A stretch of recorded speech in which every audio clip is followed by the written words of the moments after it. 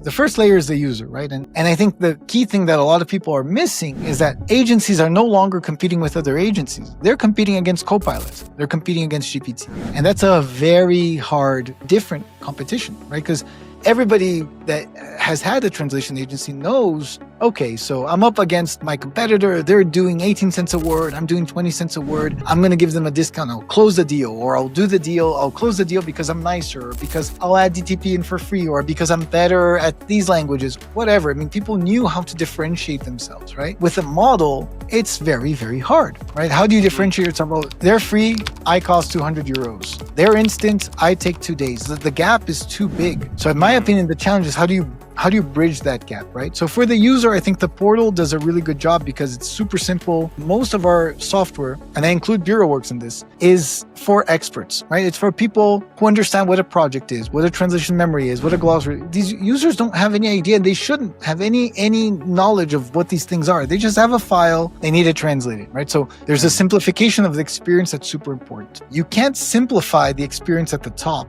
if you don't fix the experience at the bottom. It's like going to a restaurant, right? Let's say you come to my restaurant and I'm like, yeah, and my dishes are amazing, blah, blah, blah. And I give you a super simple menu and you have like 2 things to decide from. But you don't want to wait an hour for your food and you don't want something ultra fancy. You just want to be fed, right? So you're like, you want the menu to say, okay, this is like 10 euros and you'll get it like in 5 minutes. And it's not fast food. It's good food, but it's just inexpensive and it's fast and it's predictable. So in order to do that, you would have to have a very, very organized kitchen, which is then the second layer, which is how do we help agencies change how they work with translators?